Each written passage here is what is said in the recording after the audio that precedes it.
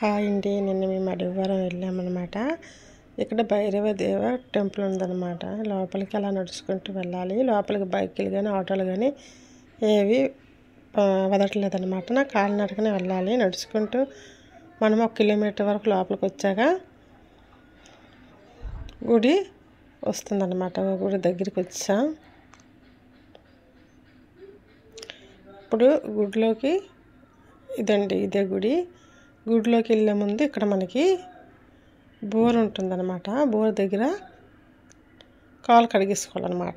Bore దగ్గరికి వెళ్ళాం, కాలు కడిగేసుకున్నాం. నీట్గా కడుక్కొని గుడిలోకి వెళ్ళామన్నమాట. వెళ్ళి భైరవ స్వామి గుడికి వెళ్ళగానే ఇక్కడ మనకి ఇటు సైడు ఇదిగోండి, ఇదేనండి భైరవ స్వామి టెంపుల్స్ అన్నమాట. వెళ్ళగానే చిన్న కుక్క పిల్ల అన్నమాట. ఇక్కడ కుక్క పిల్లలతో మా పాప ఆడుకుంటుంది.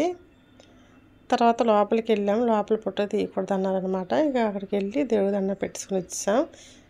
ఇదనమాట మన భైరవ స్వామి టెంపుల్. ఇక బయట ఇగోండి భైరవ స్వామి, వినాయక్, ఇది భైరవ స్వామి బయట అనమాట ఉంటుంది. దీపం పెట్టేసుకొని కొబ్బరిగా కొట్టి పొల్లో పెట్టాం. ఇది ఈశ్వరుడిది అనమాట.